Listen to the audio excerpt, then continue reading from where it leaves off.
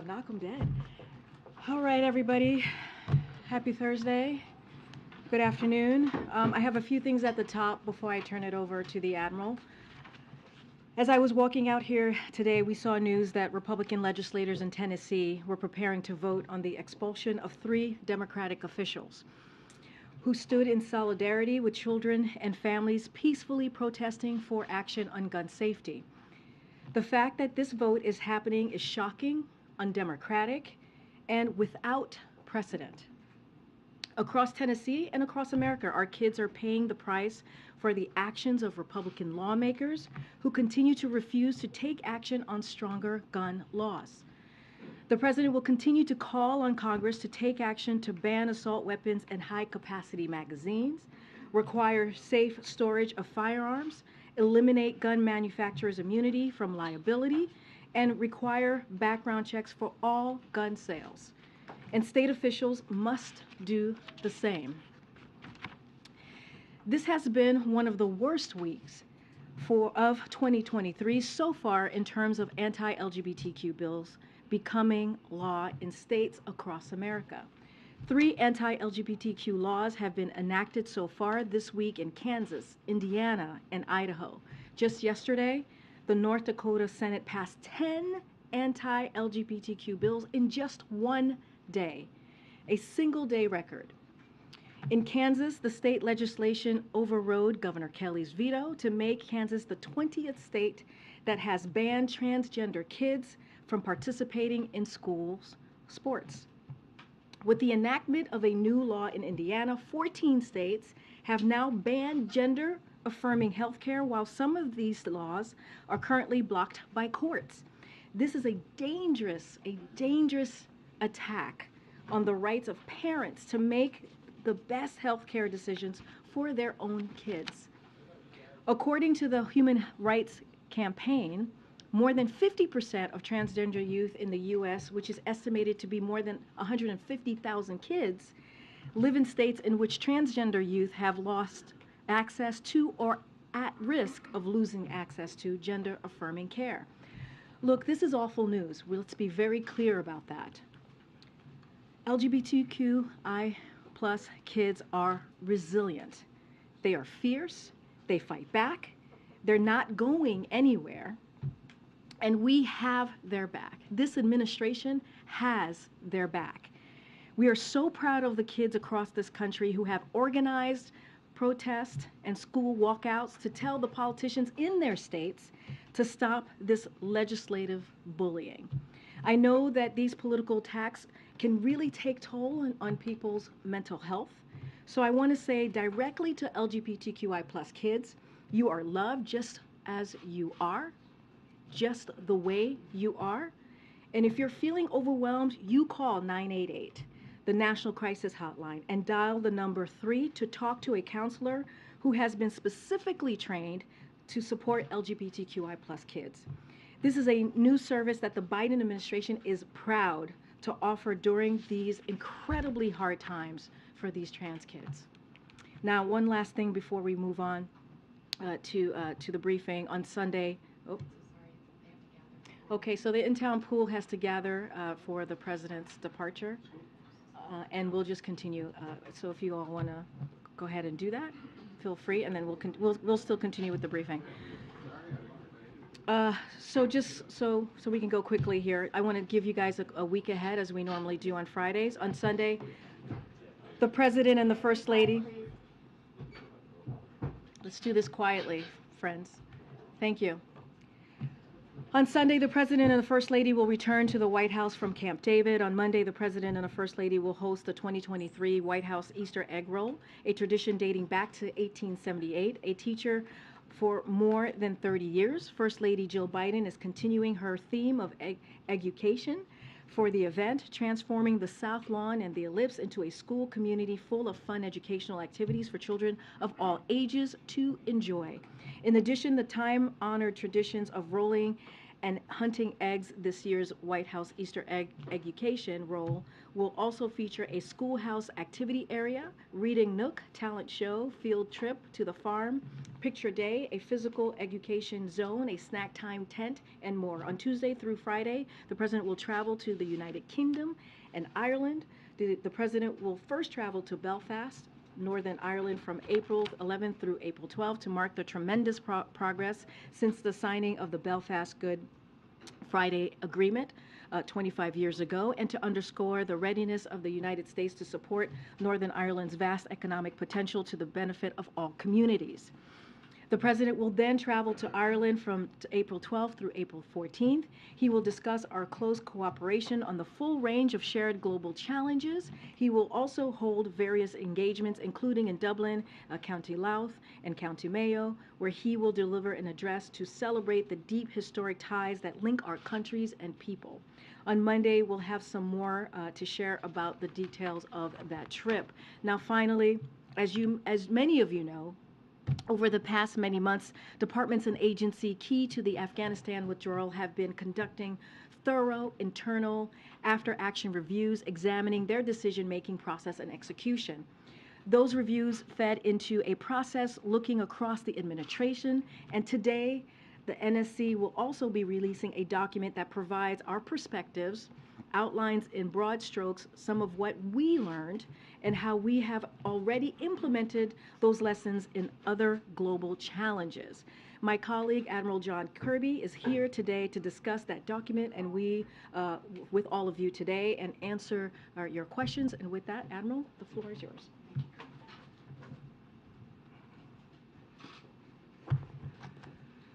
Good afternoon, everybody. So I want to start today by, again, updating you, as Karine said, on the administration's work to assess the withdrawal from Afghanistan. As you all know, over these many months, departments and agencies key to the withdrawal conducted thorough internal after-action reviews, each of them examining their decision-making processes, as well as how those decisions were executed. Today, they are making those reviews available to relevant committees in the Senate and in the House, as previewed by Secretaries Blinken and Austin in testimony last month. Those reviews, as Karine said rightly, fed into a process looking across the administration. So today, we are also making available to all of you and to the public a document that provides our perspectives on the withdrawal and outlines in broad strokes some of what we learned, as well as how we are already implementing some of those lessons. That document will be posted to the White House website at the conclusion of my briefing. But I'd like to take some time, if you'll allow me, to provide you an overview. First, and most critically, the President's decision to end the war in Afghanistan was the right one. The United States had long ago accomplished its mission to remove from the battlefield the terrorists who attacked us on 9/11 and to degrade the terrorist threat to the United States from Afghanistan. And now, with that war over, we can more squarely address the most pressing challenges of our day. America is on a stronger strategic footing, more capable to support Ukraine and to meet our security commitments around the world, as well as the competition with China, because it is not fighting a ground war in Afghanistan. Of course, we continue to address terrorist threats, which, as the President accurately assessed, had migrated to other parts of the world through effective over-the-horizon operations, including those that took out the leaders of al-Qaeda and ISIS, al-Zawahiri and Haji Abdullah, respectively. But while it was always the President's intent to end that war, it is also undeniable that decisions made and the lack of planning done by the previous administration significantly limited options available to him. President Biden inherited a force presence in Afghanistan of some 2,500 troops. That was the lowest since 2001. He inherited a special immigrant visa program that had been starved of resources. And he inherited a deal struck between the previous administration and the Taliban that called for the complete removal of all U.S. troops by May of 2021, or else the Taliban, which had stopped its attacks while the deal was in place, would go back to war against the United States. The President's transition team asked to see plans for that removal. They asked to see plans for a security transition to the Afghan government. And they asked to see plans to increase the processing of special immigrant visas.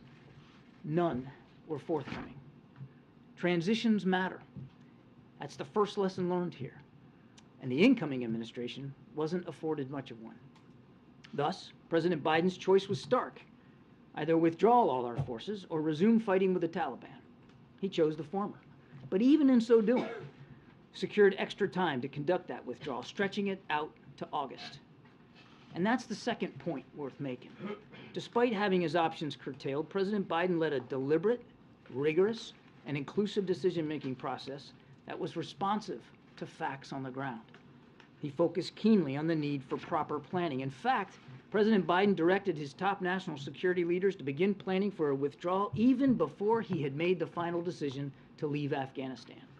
He ordered troop reduction plans, plans to turn over bases and equipment to the Afghan government, as the previous administration had negotiated, plans to draw down our diplomatic presence, and plans to evacuate both American citizens and Afghan allies alike.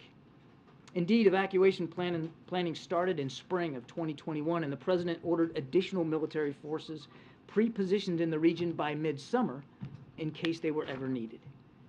Throughout, President Biden insisted that his team plan for worst-case scenarios, such as the fall of Kabul, even though the intelligence community's assessment, when he was making the decision in early 2021, was that Taliban advances would accelerate only after the withdrawal of U.S. forces. The president repeatedly requested assessments of the trajectory of the conflict from his military and his intelligence professionals. No agency predicted a Taliban takeover in 9 days. No agency predicted the rapid fleeing of President Ghani, who had indicated to us his intent to remain in Afghanistan up until he departed on the 15th of August. And no agency predicted that the more than 300,000 trained and equipped Afghan national security and defense forces would fail to fight for their country, especially after 20 years of American support.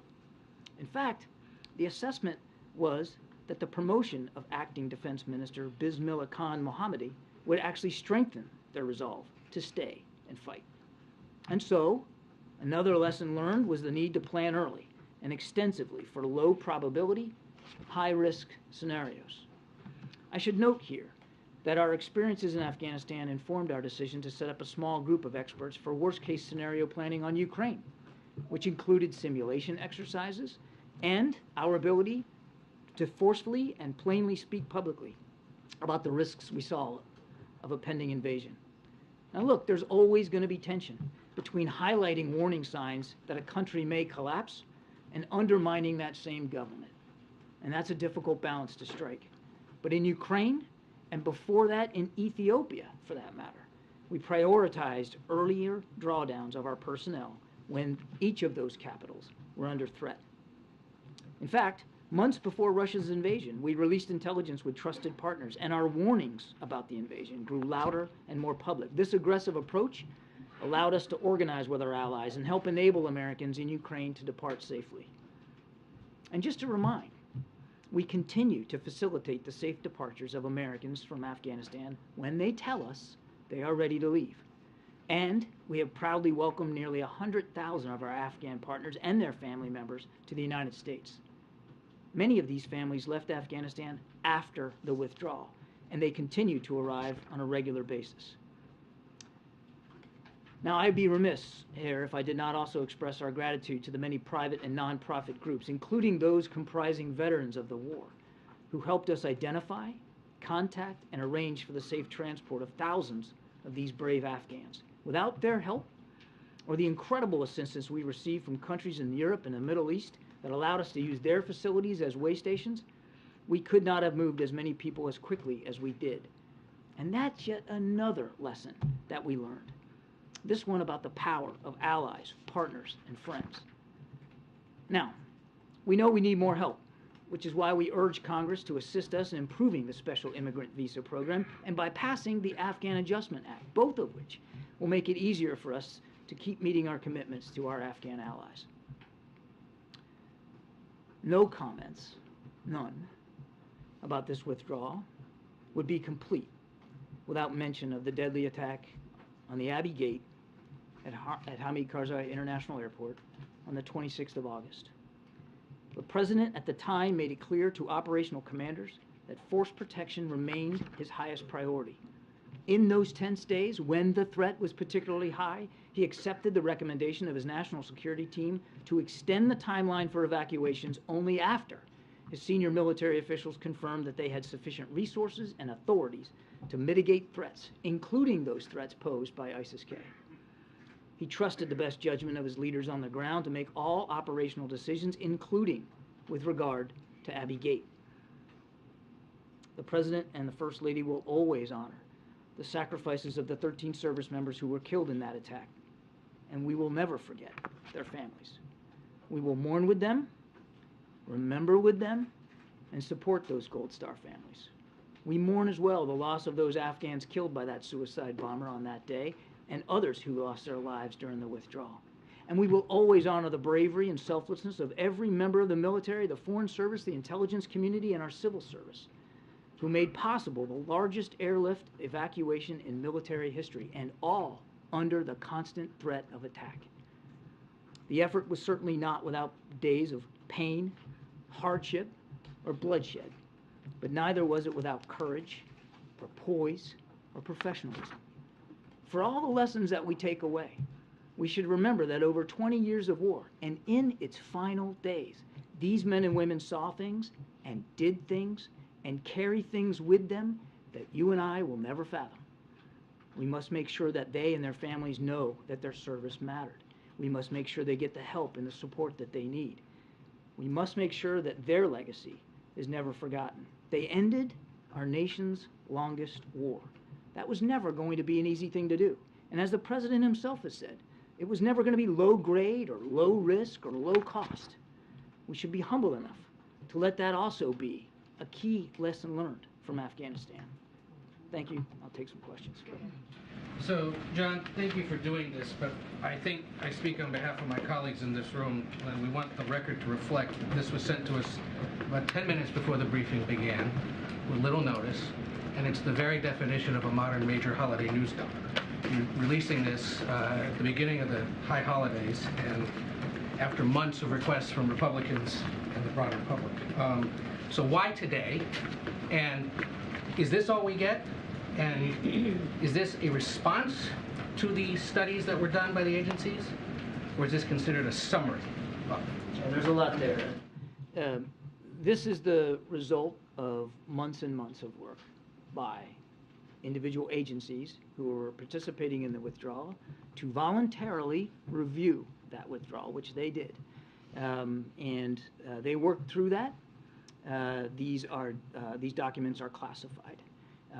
And we felt it was the responsible thing to do after those reviews were done to then run a process across the administration to take a look at those reviews ourselves, across the interagency, work our way through it, and then provide them to the relevant committees and leaders on the Hill, which we did today. We think that was the responsible thing to do, and what you're seeing today is the result and the culmination of an awful lot of work, Ed. No effort here to try to obfuscate or try to bury something. It's an effort to try to be as open, as transparent as we can be. And what you got in that document there is a pretty fair summary of our perspectives of the work over those many months and pulling and collating a lot of those lessons learned together. And we're trying to present certainly the key lessons learned, the ones that that we're able to share more openly and more publicly with you. And I'll tell you this, you got questions after the briefing today? I'll stay here as long as you want. But you got questions after the briefing today? You know how to get a hold of me. We'll answer whatever you have. I got two specific ones about what's in this document after a speed read here. On page 8, the President received and accepted the unanimous advice of his top national security officials to end the evacuation on August 31st. What is the definition of a top national security official? Because we know, for example, that General McKenzie, who was then head of CENTCOM, has said he objected to aspects of this. So what's the definition of a top national security official?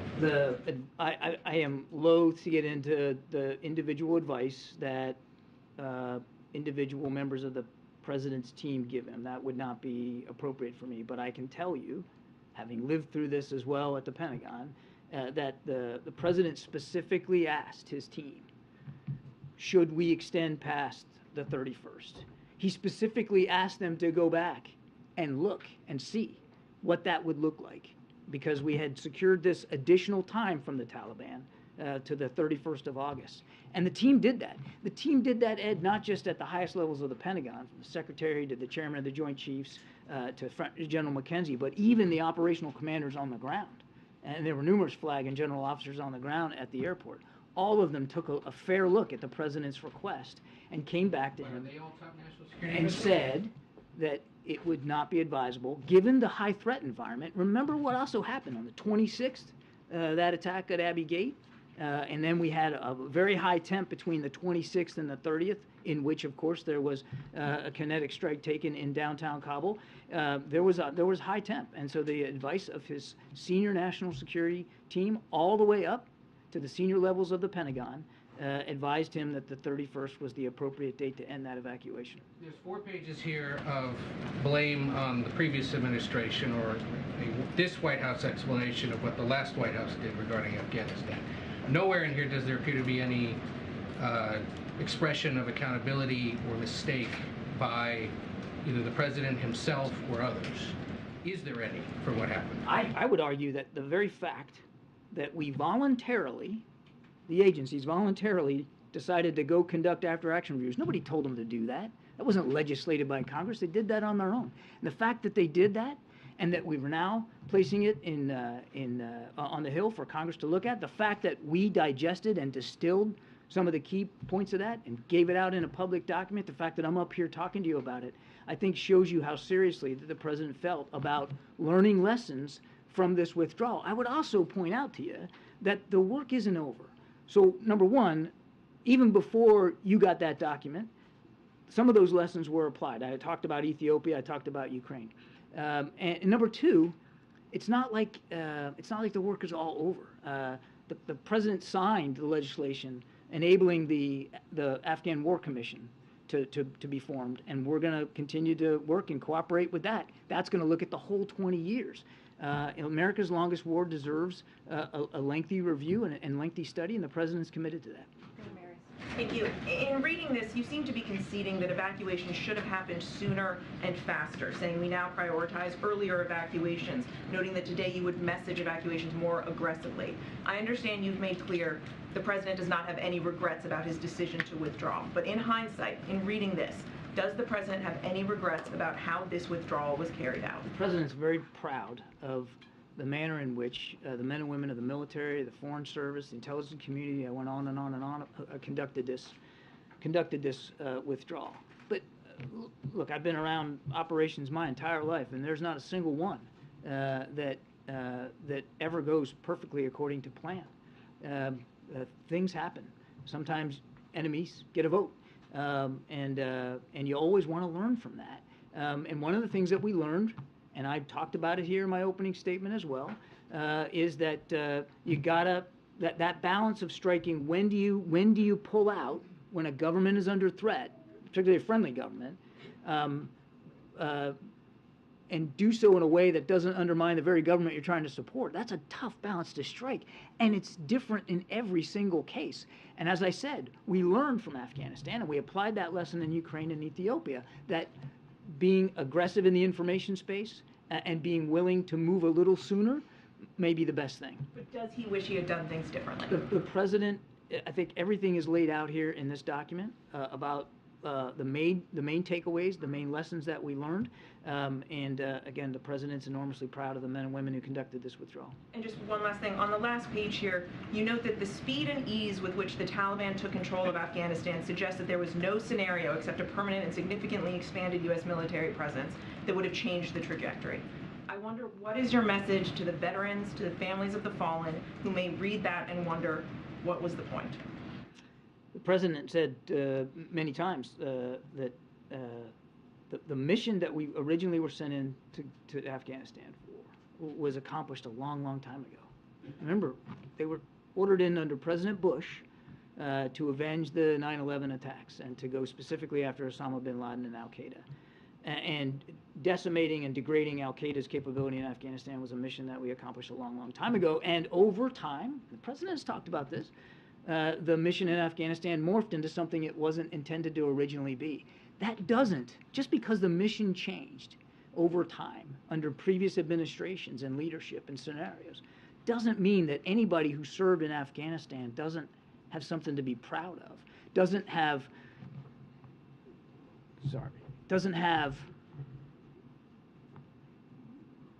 service to this country that they can take with them the rest of their lives and feel honorable about it. They didn't make those decisions. They signed up. They raised their right hand, all volunteers at a time of war, to say, yeah, put me in. I'm going to go fight. And some of them didn't make it back. And everybody that made it back a little bit different than when they left. And the President and the First Lady understand that and respect that, and they should know that they'll always have the commitment of the Commander-in-Chief and the respect of the country for doing that. Mandita, then we're going to get around to it. Thanks, Karine. The report says the Trump administration's 4 years of neglect, including deliberate degradation, left Afghanistan operations in despair. Could you be specific about deliberate degradation? What are you specifically referring to?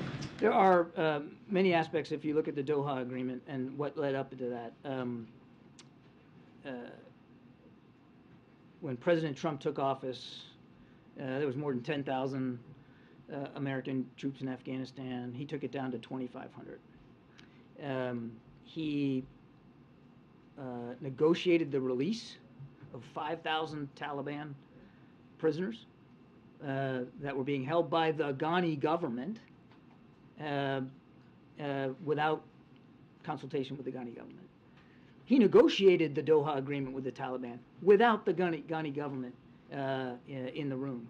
And he all but froze the special immigrant visa program, which had been providing opportunities for some of our Afghan allies to get out of the country and to come back. So it was a general sense of degradation and neglect there that the president inherited. And do not underestimate the effect that that Doha Agreement had on the morale and the willingness to fight on the Afghan National Security and Defense Forces. It had a very corrosive effect on their willingness to continue to fight for their country. Now, we didn't see that. And part of the reason we didn't see that is because we couldn't see the plans that the previous administration allegedly worked on during the transition. No, as I said in my opening statement, none of those plans were forthcoming. So would you say that the points that you just listed especially were the ones that made this transition? Those were some of the key ones. Okay. And a quick follow-up on what the report says about the administration not broadcasting loudly about any potential worst-case scenarios out of concern. It would signal lack of confidence in the Afghan government's position. We obviously ended up seeing Ghani flee the country. Yeah. And so, was that a well-thought-out decision?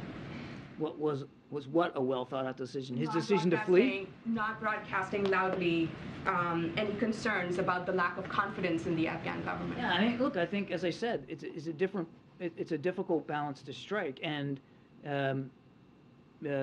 we were having internal conversations. In fact, we had conversations with the Ghani government about our concerns over what was happening in the countryside throughout Afghanistan there in early August, and where we came down on was not calling for an evacuation sooner because we didn't want the Ghani government to collapse. And we had every assurance made by President Ghani that he wasn't going anywhere, that he was still in charge, that he still had a viable administration. And so, you know, when do you make that call? And it's difficult. It's tough to do it in the moment. And nobody can predict the future. Again, as I said, we learned from that experience and we applied a more aggressive approach, if you will, in Ethiopia and in Ukraine. But every instance is different. Every capital that's under threat is under a different kind of threat, and you have to evaluate it. Phil in the back. Thank you. That summer before the withdrawal, there was a dissent channel cable that was written by 23 State Department officials there at the Kabul embassy, warning that the administration, in their view, was not prepared at that moment for the withdrawal. I'm curious, did this review take that dissent cable into account? You'll have to talk to the State Department. The State Department conducted an after-action review, and so did the DOD, and that's a question better put to them. And then one specifically then for the president and this administration.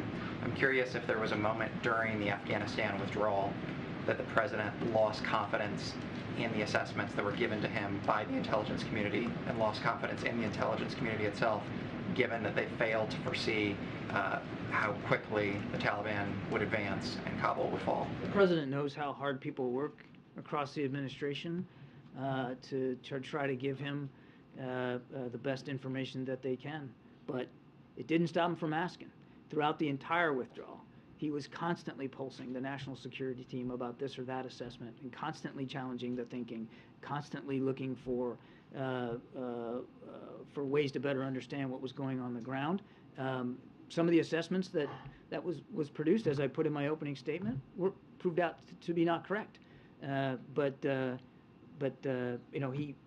again, this was an honest effort by everybody to try to get at the right outcome. No one doubts that they weren't working hard, but their assessment was flawed, and they failed in that assessment. Has anyone been held accountable for giving the president a wrong view of how things were turning out on the ground? I don't know how much intelligence you read or you get to look at every day, but let me tell you something. It's a mosaic. It's really hard. And I've yet to see an intelligence assessment that ever was 110% certain about something. They get paid to do the best they can, weaving in multiple sources of information, sometimes in real time, without even a lot of time to process, and they do the best they can. Do they always get it right? They'll be the first ones if they were up here to tell you they don't always get it right. And clearly we didn't get things right here with Afghanistan, about how fast the Taliban were moving across the country. I don't think we fully anticipated the degree to which they were constructing these deals in the hinterlands that kind of fell like dominoes. We didn't anticipate how fast the Afghan National Security Forces were going to fold. We're not going to fight for their country, particularly after we had, as I said, dedicated 20 years, trained and equipped them. I don't think we fully appreciated the degree of corruption that was in the officer ranks in the military. I could go on and on and on.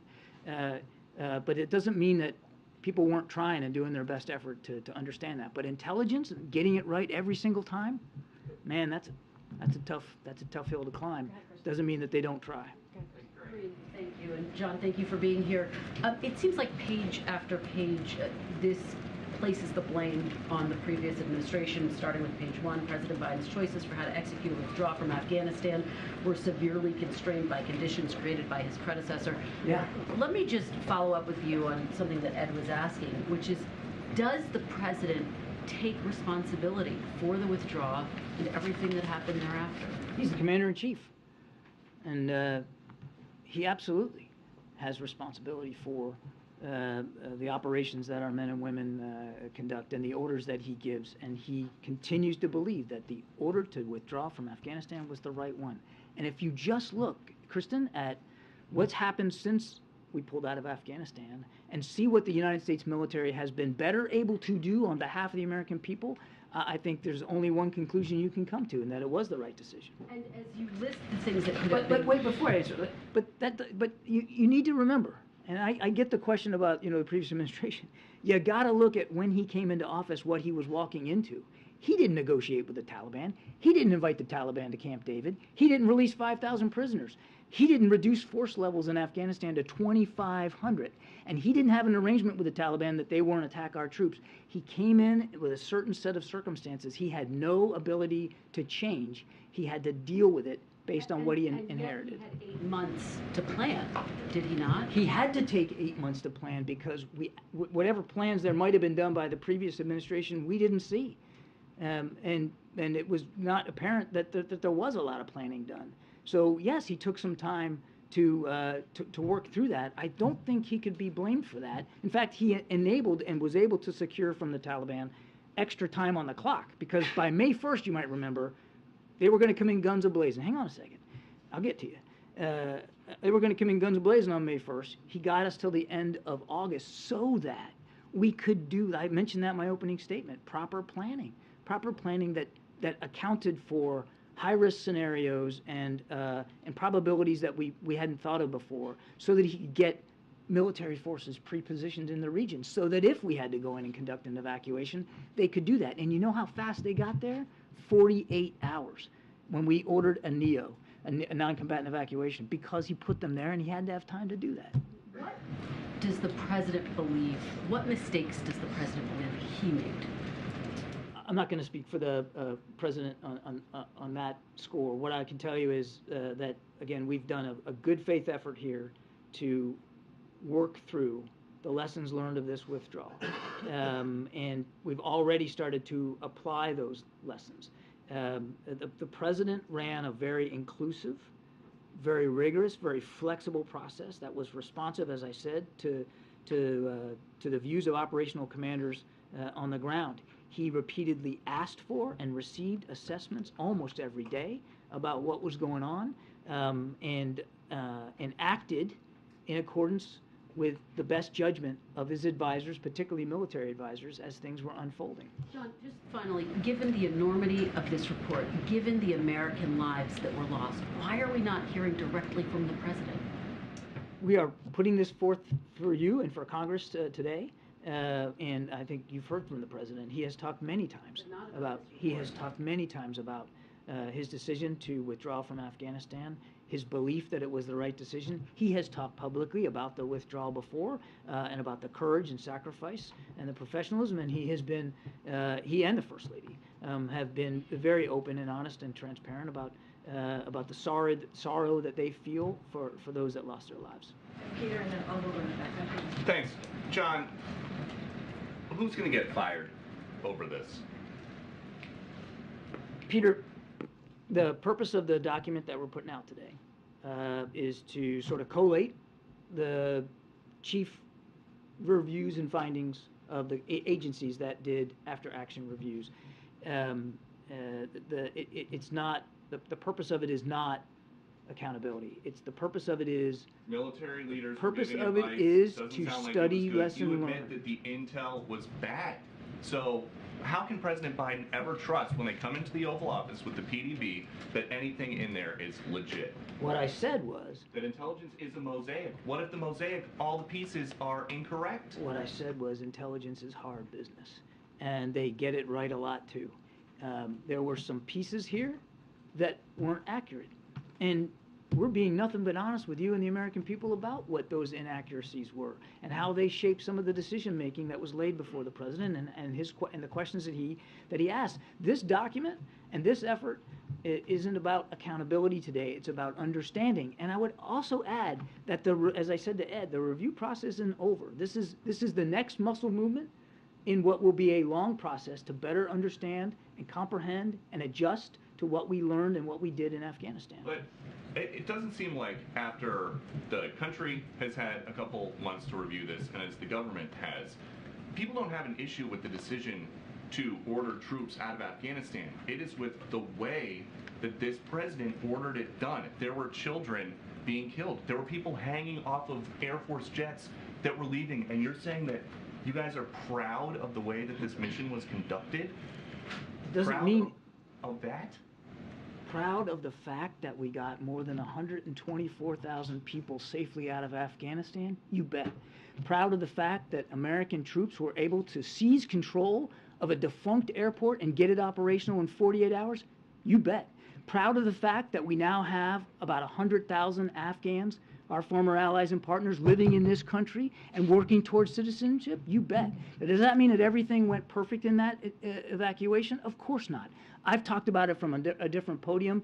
The after-action reviews are now being reviewed by members of Congress, which will lay out things that could have gone better. Nobody's saying that everything was perfect. But there was a lot that went right, and a lot of Afghans are now living better lives in this country and other countries around the world because of the sacrifices and the work of so many American government officials. So yeah, there's a lot to be proud of, Peter. That's it.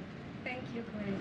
Thanks, John. Just to follow up on my colleague's questioning about the blame assigned to the previous administration, specifically, how is the Trump administration responsible for the disorganized and chaotic process of evacuation and determining who gets to board these evacuation flights. I mean, you mentioned that there's a review in terms of the lessons learned. Can you share some of those lessons learned, just specifically in terms of who gets to board evacuation flights? I'm not going to go beyond the review, the document that you have today, or my comments today. But I'm actually glad for the question, because I remember going through all that, and those first few days were very, very tough. They were very hectic because we didn't have a force presence at Karzai International Airport. We were still in the process of taking those pre-positioned forces and getting them onto the field.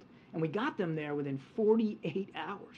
And about 72 hours after that, that airport was basically, for all intents and purposes, American property, surrounded by the Taliban and ISIS-K. So they not only had to run an airport, get the radars up and going, do air traffic control, get planes coming in and getting them loaded, have medical screening, have security vetting, have diplomatic presence on the ground to make sure that we're putting the right people on planes, but also defend that airport from external threats.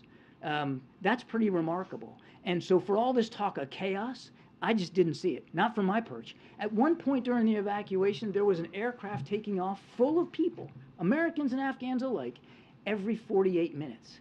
And not one single mission was missed. So I'm sorry, I just won't buy the whole argument of chaos. It was tough in the first few hours. You would expect it to be. There was nobody at the airport, certainly no Americans. It took time to get in there. Right. Is there anything in the review that addresses the problem of who was in charge at that time? I think there was a lot of analysis that questions whether it should have been the military who's in charge of the evacuation versus the State Department. And that is partly the problem of the confusion. And I understand your point about planes leaving full of people, but there are also planes who left empty and people falling off planes. I actually don't accept the premise of your question that there was some sort of confusion over who runs. It was a non-combatant evacuation operation once it was called, and the military leads those. It's pretty clear. Now, we needed the support of the State Department because you had to have diplomatic officers, consular officers, people trained in the vetting of individuals coming in. We needed that help for sure. There was a lot of interagency coordination, and some of it had to be developed in the moment because we'd never done something like this before. But it was very clearly what we call a NEO, a non-combatant evacuation operation, which was led by the military. And let me tell you something else. Non-combatant evacuation operations are probably some of the most difficult, not probably, they are, some of the most difficult operations for any military to conduct. And can I just follow up on the women's rights issue, John, since you're there? Since the withdrawal, Afghan women have suffered massively under the Taliban, and they have recently banned Afghan women from working as UN staff. Some believe that this is a tactic, a pressure tactic by the Taliban to secure a seat at the UN, Afghanistan's seat at the UN. Do you believe that this is a tactic that will work? Under what circumstances would the U.S. even consider allowing the Taliban have the Afghanistan seat at the UN? Again, I think we've talked about this. I mean, we certainly condemn this approach by the Taliban. It is, and we're certainly not going to be compliant with it. If the Taliban wants international legitimacy, in whatever form, then they should answer up to the commitments they made in the Doha Agreement and in other agreements, and in this case to be respectful of the rights of women and girls, and they haven't. And so until they do, they're going to be continuing to struggle to gain some sort of sense of legitimacy or assistance from the rest of the world. Karine, thank you very much. Admiral, thank you. I have two questions about this report. First question is about the intelligence angle. I think we can safely agree that any time the assets of the intelligence community are harnessed to an assessment of a life and death matter, and the community gets that wrong, and death ensues, that qualifies as an intelligence failure.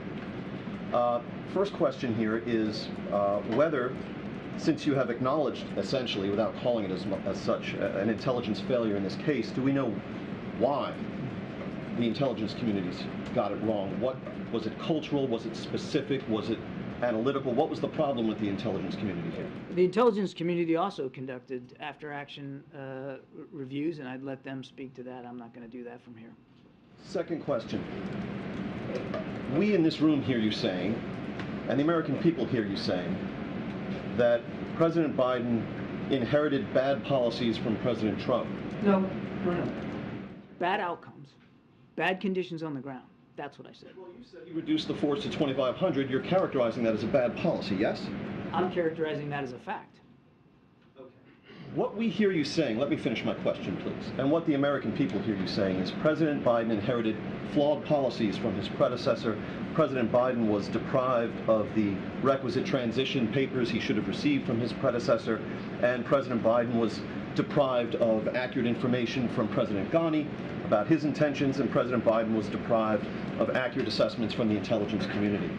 The depiction of the commander-in-chief that you present, or this commander-in-chief, is of a figure almost helpless and shaped and buffeted by individuals and forces and entities that are beyond his control, when he had every option to increase the troop size there during his 8 months in office. He had every option to intensify attacks on the 5,000 Taliban fighters and so on.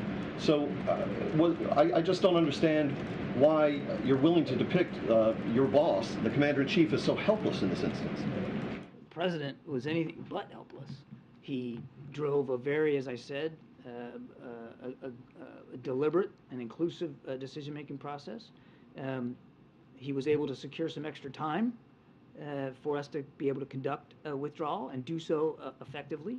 He repeatedly, as I said in my opening statement, throughout the entire withdrawal, post his national security team and senior military leaders about the conditions on the ground, asking tough questions and getting answers and getting responses.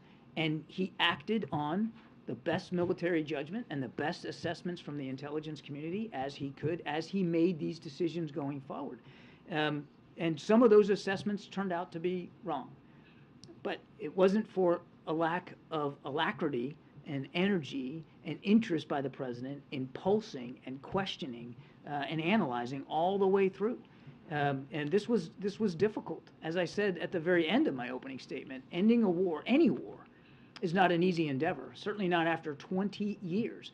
And the president said himself there was no way in that process that it was going to be low grade, low cost, low risk. There was going to be risks. There were going to be costs. He knew that. The team knew that. And everybody tried the best they could to develop the best answers, the best responses, the best assessments that they could. The president relied on that judgment, but he kept challenging it all the way through. He kept challenging it. He kept asking questions. Given the conditions, your position is everything went about as well as it possibly could have. It's not my position, James. I would encourage you to take some time and look through the document, and you'll see that some of the key lessons learned that we took away are that you've got to really work hard at planning. You got to really work hard at interagency coordination. You got to be willing to revisit the idea of communications, crisis communications with respect to evacuations, and maybe be willing to move sooner than what some of your instincts might be. I mean, there's a lot in there, so I encourage you to take a look at that. Why did the administration choose not to make this an independent review? These were independent reviews. The after-action, the after-action reviews that were done by the Defense Department and at the State Department, they're the two prime ones that we're talking about here. They were done completely independently. You'll see that. Well, they're still fundamentally his cabinet agencies, his cabinet leaders conducting the reviews of his actions. Why not an outside commission, outside independent person to review what the administration did? Each of these agencies voluntarily conducted these reviews. The president didn't dictate to them how they were going to conduct those reviews. They each did it independently, differently, in a different way. But both state and DOD, did their reviews using independent entities. And then that was pushed up to back inside the lifelines at the State Department and the Defense Department. Both Secretary Blinken and Secretary Austin had a chance to digest it, look at them, review them, analyze those reviews, and then, of course, we once we did that, those reviews entered an interagency process where it was they were looked at in conjunction here at the National Security Council and across the interagency by multiple agencies to take a look at the work that the State Department and the Defense Department did and fashion together some even broader lessons learned, some of which we shared in that document that we gave you. And I know You were asked earlier about releasing more beyond the 12-page report, and you talked about information just being very highly classified. But the president can obviously declassify anything that he wants. So would he do so in the interest of transparency, in the interest of the public knowing more about what happened with the withdrawal beyond the 12-page perspective of the NSC? So again, a couple of things to remember. This is an ongoing process here. We also look forward to cooperating with the Afghan War Commission, which will take a look at the 20 years of war. These documents are sensitive and classified. We are taking an extraordinary step here to share them with members of Congress, the relevant committees and leaders.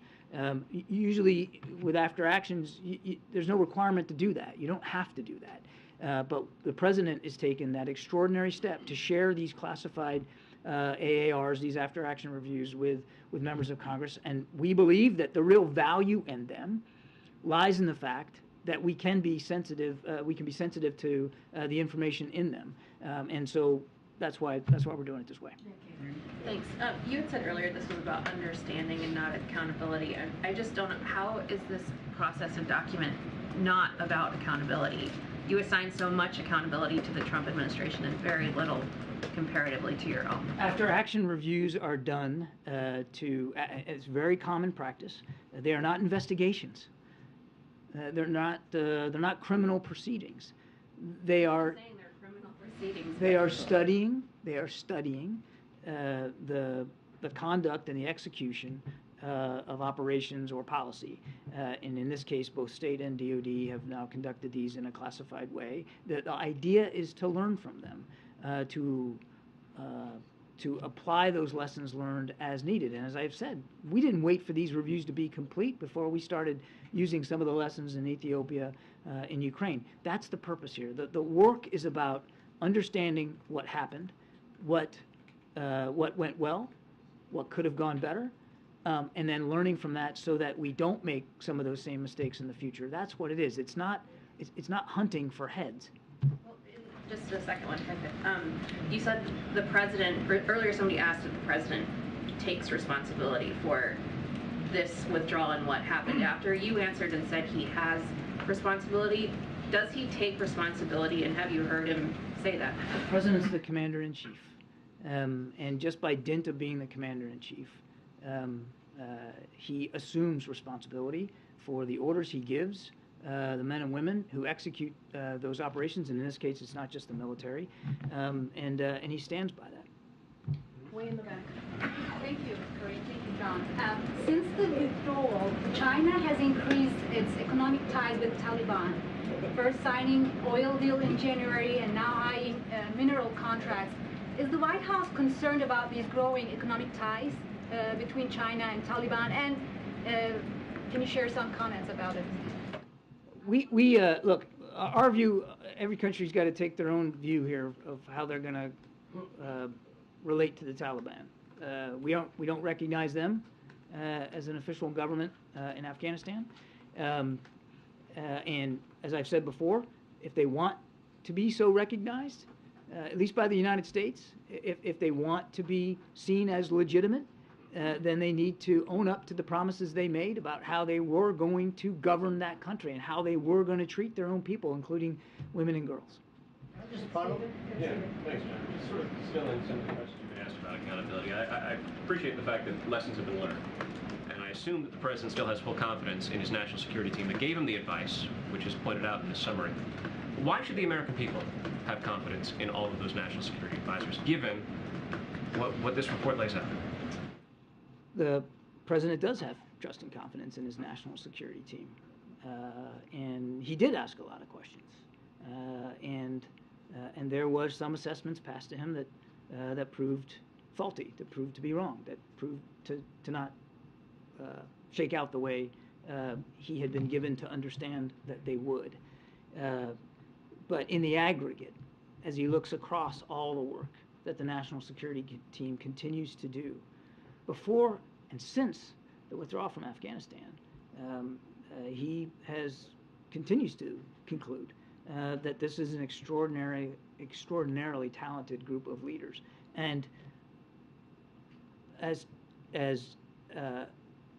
you know, as I said in my opening statement, as painful at times as the withdrawal was, it wasn't without its moments of courage and poise, and it doesn't mean that it wasn't worth doing, ending that war in Afghanistan, because if you just take a look at what we've been able to do for Ukraine and how we've been able to really step up in the competition against China and deal with some of the tensions in the Indo-Pacific, it's difficult to say that we would have been able to do all that we did over the last year or so without, if we were still dragged down on the ground in Afghanistan. In fact, Putin and Xi probably would like nothing better than for us to still be bogged down in a ground war in Afghanistan. Sorry, if I could just follow up. Kristen asked a question earlier. This report, this summary of your perspectives came out as the president was on his way to the Camp David retreat for the Easter weekend. When should we anticipate an opportunity for the president to stand for our questions about the findings and stuff? I don't have anything on his schedule to speak to. John, I have two questions. One will be on a different topic. I'll start with that one. The president's leaving for Northern Ireland fairly soon. Yeah. Are there any plans for him to meet with representatives of Sinn Féin and the DUP to try and resolve the impasse that's kept a functioning devolved government from being in place? Yeah, I tell you, we're going to have, as Karine said at the top, we'll have more to talk about in terms of the specific agenda items on Monday before we leave. Okay, and on Afghanistan, this document says there was no such plans for a withdrawal in place when President Biden came into office. No plans were shared during the transition. Were there any attempts to speak with former Trump officials about whether there were plans? And does the lack of plans in place indicate that they deliberately sabotaged the incoming administration by not continuing to plan, dropping plans that were in place, or they might have been working on, or is there a possibility that they didn't intend on following through with the agreement that the former president made to be out by May? I can't speak for leaders in the previous administration, and I certainly can't speak for whatever plans they did or did not draw up. I can tell you with confidence that the transition team of the incoming administration asked repeatedly to see plans for withdrawal, for retrograde, as we say it in the military, for the special immigrant visa program, for the turnover of equipment and bases to the Afghan National Security Defense Forces. And as I said in my opening statement, none were forthcoming. It wasn't for lack of trying. They weren't sharing. And so one of the reasons why, to Kristen's earlier question about the length of time that it took to conduct a review, was because we were almost starting from scratch. There was no visibility into what they had done. In fact, we spent quite a bit of time after coming into office, and I remember this quite clearly, trying to get our hands around the Doha Agreement and really understanding all its articles and what it meant and how it was being interpreted by the Taliban. There just wasn't any of that fingertip feel or granular awareness that we had. The sitting administration can access documents from the prior administration. Was there any attempt to find out if they even started to plan? What was there ever a plan? There were multiple attempts to try to gain insight into what the previous what the previous team had been doing. And as I said earlier, and as is indicated in that document, none of those plans were forthcoming. All right, it's been about an hour, guys. We're going to try to become more Jenny. Thank you, Karine, and thank you, John. I have two questions on South Korea and China. At the summit meeting between President Biden and South Korean President Yoon Suk-yeol this month, what agenda are you going to be discussed this meeting? You're way ahead of me today, Janie. I don't have any agenda items to talk about today, but certainly in due course we will. I have the China, please. The U.S. integrated country strategy includes a new policy toward China.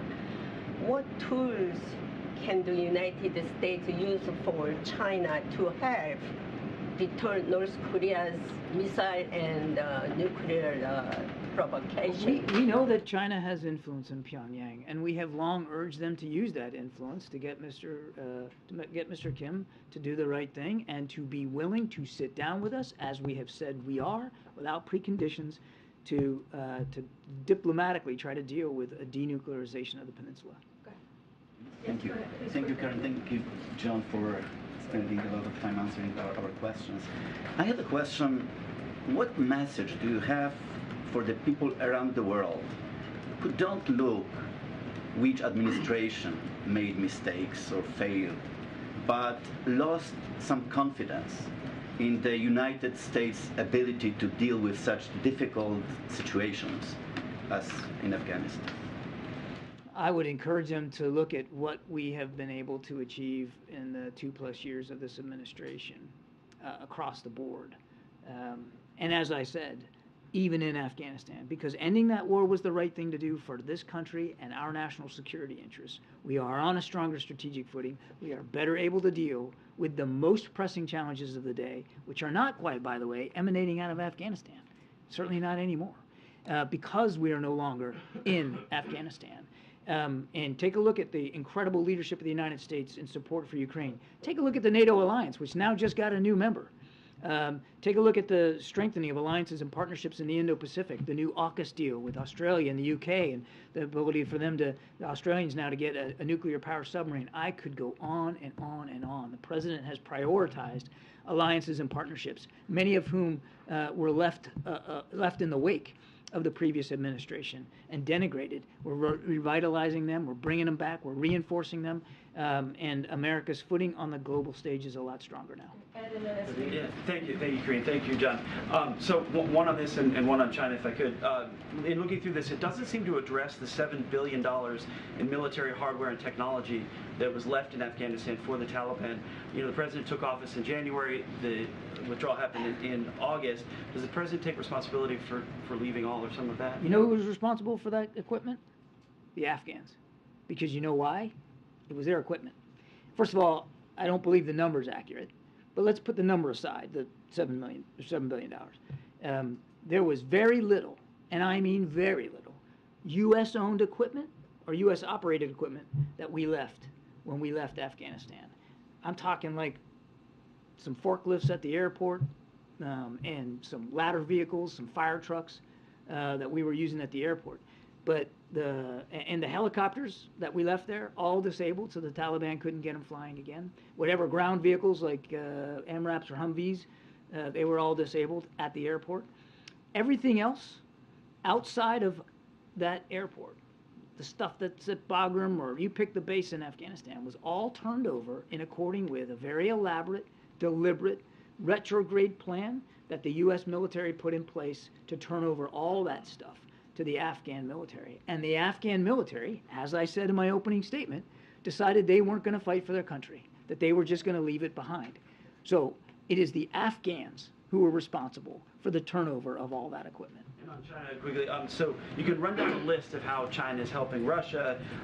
Russia became China's largest importer of oil at the beginning of this year. China's moved its credit card in to help Russia transactions. China's made a deal now with Saudi Arabia for oil transactions. They're making a deal. They're working with Brazil to move off the U.S. dollar. At what point does the president stand up and more loudly tell China to A, cut it out, or B, counter some of China's anti-U.S. actions? We know we're in a strategic competition with China, and we have made it clear to Chinese officials that we don't think this is a time for anybody to be supporting, in one of the cases you had, Mr. Putin's ability to profit off of oil on the market so that he can continue to kill more Ukrainians. One of the reasons why the president sat down with President Xi in Bali was to deliver some of those messages. We believe it is a competition, and we believe the United States is well poised to win that competition. We don't seek conflict with China, but we are not at all unabashed, or we are unabashed and unafraid to make it clear to the Chinese that we're going to do what we have to do to protect our national security interests. And again, this is no time to be in partnership with Vladimir Putin. Go ahead, Yeah, thanks.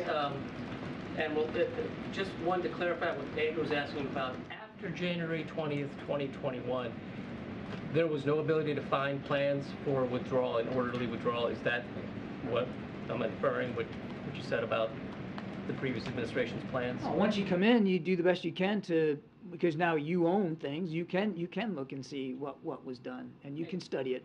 Was there anything done after, not talking about the transition, but after you came into office? Well, look, for one example I can give you for sure is that one of the early trips of 2021 that Secretary Austin made was to Kabul.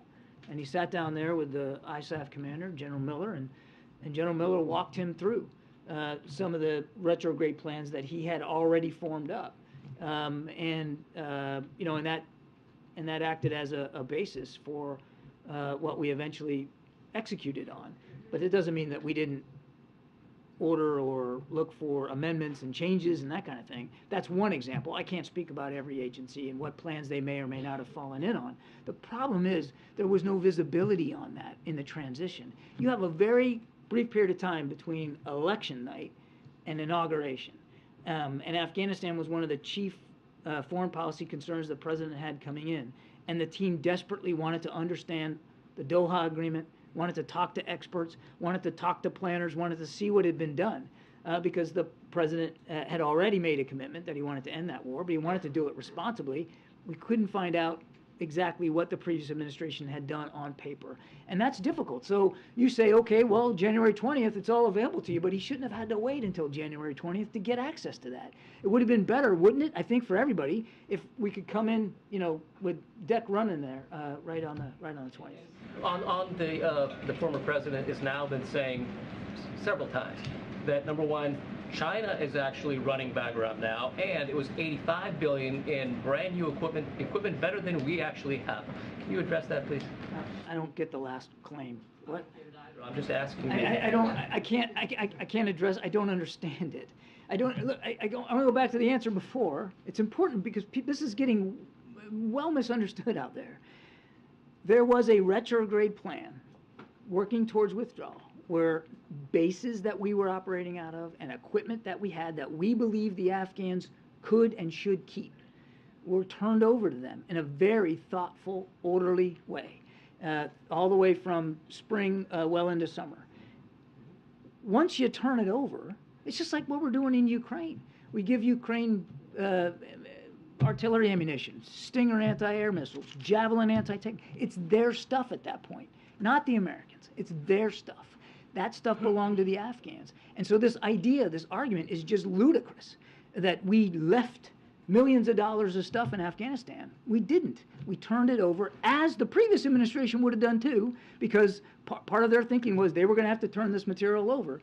It was turned over appropriately and carefully and deliberately with the Afghan National Security Defense Forces.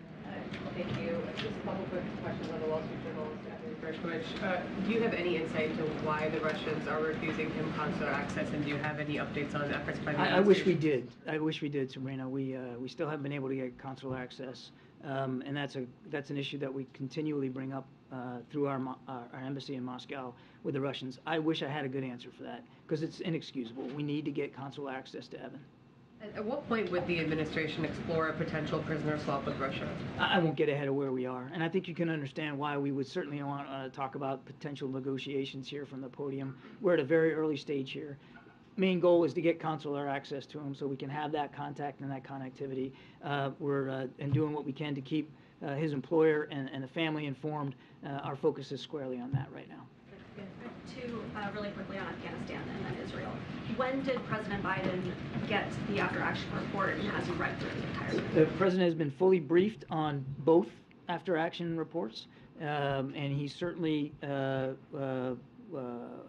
been briefed and had input on the document that you see before you today.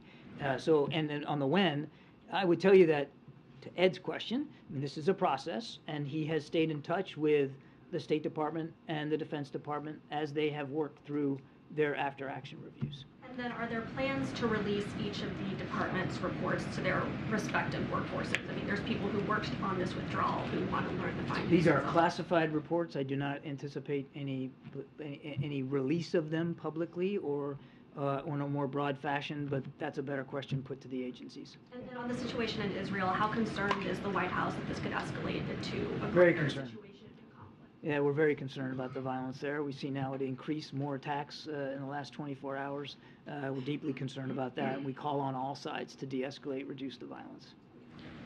Thanks. In February 2022, the Pentagon, about the Abbey Gate bombing, gave a very detailed, minute-by-minute account, very graphic nature of what happened. Why not do something more like that about this? That was very public. Why not give more details about what had happened leading up to Afghanistan, as well as the withdrawal, as well as all the chaos that happened? You're talking about an event on a single day that the military investigated and reviewed the investigation of, and yes, they made public not everything about that investigation, but as much as they possibly could. That's different than taking a look at a withdrawal that took place over 2 weeks and involved multiple agencies. And again, I remind you that these agencies voluntarily decided on their own to do these after-action reviews with the president's, of course, full support, because he wanted to know as well. And the result coming back are sensitive classified documents. And there's no obligation to even share those with members of Congress, but we're doing that.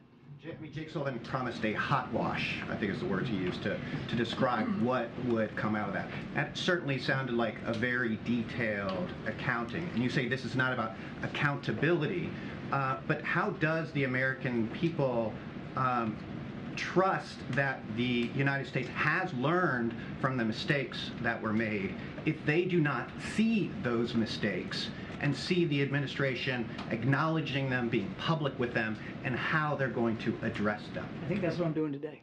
And I think that's the document you got in front of you. I think it's also, hang on a second, it's also the fact that those after-action reviews are on Capitol Hill voluntarily so that relevant committees and relevant senior members of Congress can look at them. They are sensitive and they are classified. And we also have a responsibility to the American people to protect some information so that it doesn't get out there, so that we can continue to apply some of those lessons in future operations. The last thing I'll say to your question is there's an Afghan War Commission that's been legislated. The president signed that legislation. It will look at the whole war, and that will have a very public dimension to it. And this administration and every agency in it will actively and with appropriate energy participate in that. I know you said you'll have more on the trip, but I had a quick question. We have a story out today that the UK is seeking to restart trade talks with the U.S. Under Prime Minister Sunak. Does the U.S. have any interest in restarting trade talks with the UK, and will President Biden meet with the Prime Minister when he's in Northern Ireland? I haven't seen that report, so I'd rather not comment on that right now. And as for the agenda, I think you just got to give us till Monday. We'll have much more detail on the agenda, who he's meeting with, and under what context on Monday. The free trade question has been hanging in the air for quite some time. I understand. The previous premier. Has the administration's position changed? You all seem pretty cool to the idea. I understand. I have nothing for you on that.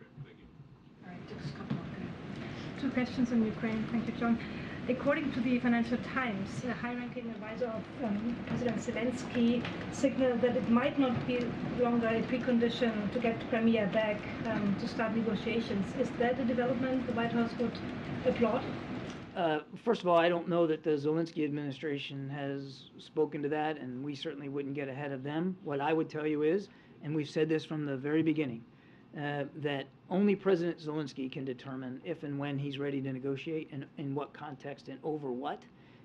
We believe that nothing should be negotiated about Ukraine without Ukraine. Nothing should be done or said or moved on without President Zelensky's full approval. That's where we are. Thank you so much. One on China, where tensions are flaring up again, especially on Taiwan, with warships being deployed, etc. Can you update us of what channels of communication are currently open between the administration and China? Is there a functional military channel in case of tensions arising? What's the state of communication between China? Lines of and communication with China remain open. We have communicated to China privately. We've certainly done it publicly here with y'all, that there's no reason for them to overreact to this transit. It's not uncommon for these transits to happen. They're private, they're unofficial. We would urge China not to overreact. Just 2 more. Yeah, I'm sorry. So Biden ended the humanitarian parole for Afghans starting after October 1st, and benefits end later this summer. What's going to happen to them? I think I'd have to, let me take that question, but I'll also, while I do that, I'm going to refer you to the State Department. They'll have more details on that. And a second question, there was reporting about secret annexes to the agreement, the peace agreement, that contributed to the Afghan offenses in 2021. Did the Biden administration review those annexes? What did they contain? I'm not going to talk about what they contain, but will the administration release them? I'm not going to talk about things that are classified, but we had an opportunity after coming into office to review in more detail the Doha Agreement and all the associated articles and pieces of it. And I would just go back to what I said before, that I think it would be difficult to overstate the impact of that Doha Agreement on the Afghans' willingness to trust us, on their willingness to stay and fight for their country, and on the general morale of the Afghan people once the deal, became publicly known. It was a clear sign that America was heading for the exits and doing so in a hurry, and it had a dramatic effect on the Afghan National Security Forces. Thank you. You said that this was just, on the withdrawal, you said that this was just one step, this report, in a better understanding, better comprehending the withdrawal, and the adjustments made accordingly afterwards. Are there any additional steps that you guys are taking? Is this the absolute final report? No, there's an Afghan War Commission. But in addition, or any additional final report aside from this that we can expect to see? These are the after-action reports of the agencies that were most heavily involved in the withdrawal. I know of no additional after-action reviews that are being done or planned to being done. Again, they were fed into a larger administration process that the National Security Council worked to sort of coalesce these lessons learned, and the result of that extra work by the interagency is what you see before you today. And if I could ask just one more on a separate matter. State Department Secretary Blinken said that he has no doubt that Evan Gershkovich was wrongfully detained. Related to that, Mark Fogel's sister told NewsHour last night that her family is angered by what they consider, quote, favoritism by the administration. Fogel's sister told us that the family has not heard from President Biden or Secretary Blinken. So when will Fogel be designated as wrongfully detained, and are there any ongoing conversations with I him? can't speak to that from here. The State Department would have to deal with that. They're the ones that make determinations about wrongful detention. I would remind that each determination is done on an individual case-by-case basis. We gotta wrap this up with you, and then you have the last question. Thank you. About the document, just to clarify, it says, and I quote, national security leaders met on August 9 and concluded conditions on the ground did not support triggering the evacuation operation. Then it says that on August 14, President Biden formally initiated this operation. Can you explain to us what happened between those two dates and between those two assessments? Many things happen in that, in that 5 days. I don't have all my notes in front of me from then, but we continued to see, particularly over that week, the Taliban achieving more and more success in the hinterland, particularly out west and to the north, taking over district by district, province by province. And so there was this sort of rolling momentum that they had, and the danger to Kabul got more acute over the course of that 4 or 5 days. And again, as I said earlier, first of all, non-combatant evacuations are some of the most difficult operations, and choosing when you're going to go there, I mean, that's a State Department gets to call that, but the military executes and leads it. And finding that exact moment to do it it can be difficult, particularly when you're dealing with a government who we wanted to see succeed, wanted to see stay in power.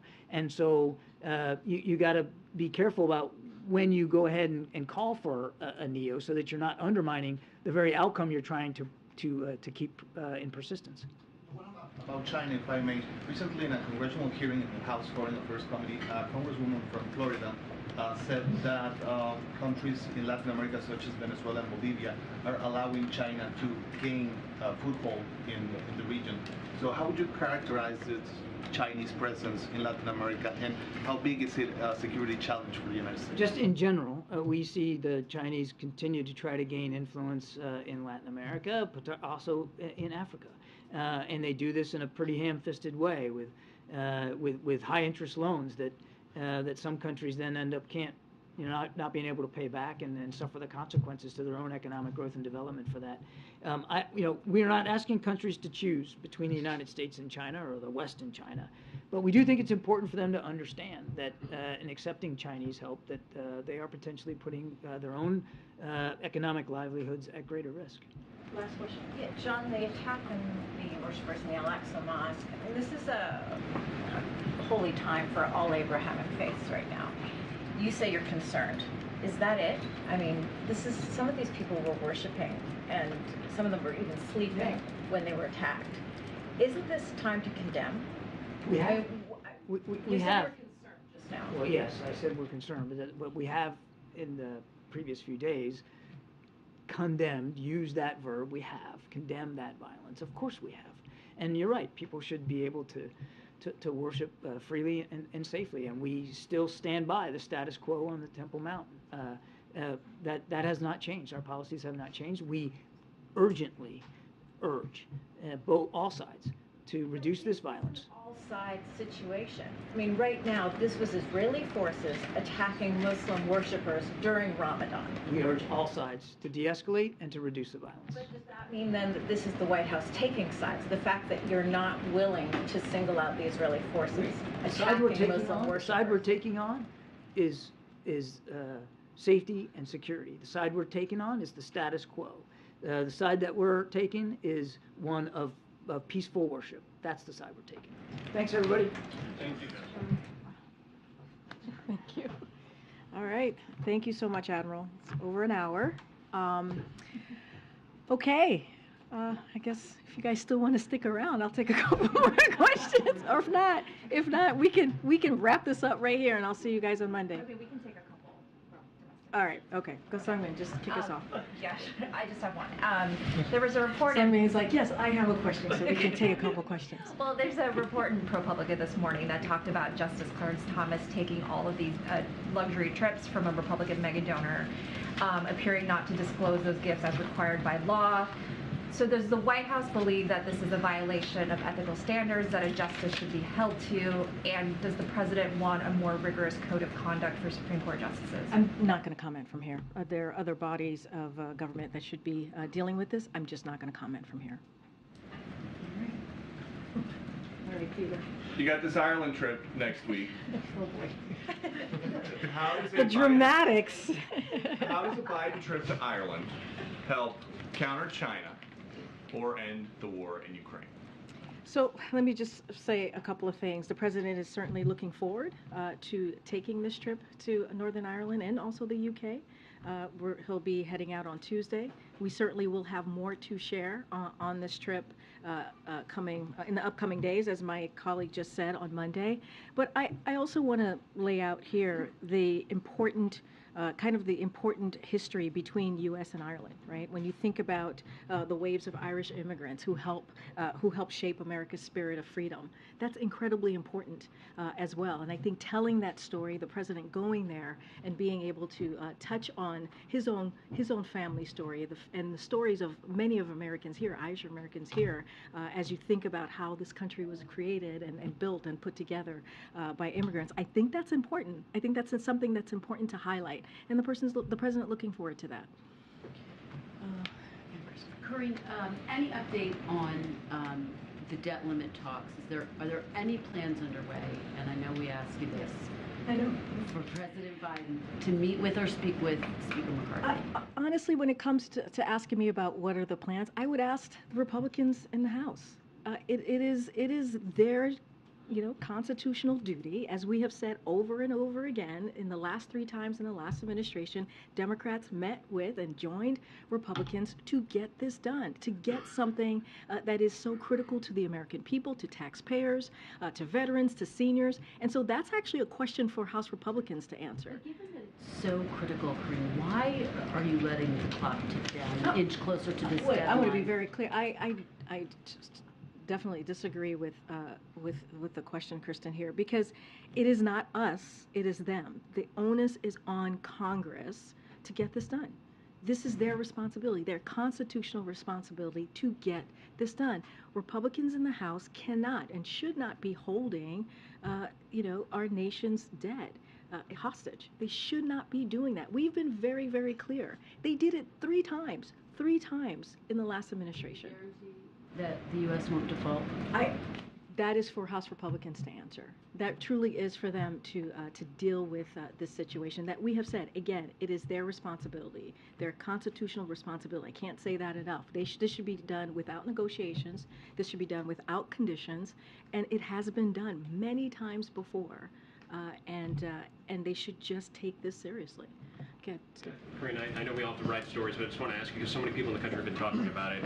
This came up in yesterday's briefing. LSU says that the team certainly will come, but I wanted to give you an opportunity to address some of the emotions that have been aired by some of the players, in particular Angel Reese. And what she said this week is that the shoe were on the other foot. If Iowa had won, the First Lady wouldn't have said, LSU come. Can you respond to that? Look, first of all, as you know, the president put out a statement days ago saying how he and the First Lady are welcome and looking forward to celebrating LSU Tigers and the University of Connecticut. Clearly, the men's team, the Huskies, and that is something that is tradition here, continuing that tradition from here and celebrating the champions. And that is something that both of them are looking forward to. Look, the First Lady was honored to attend the championship game. As we know, it was a historic game. 9.9 million people watched that game. It was the LSU Tigers. That win was historic.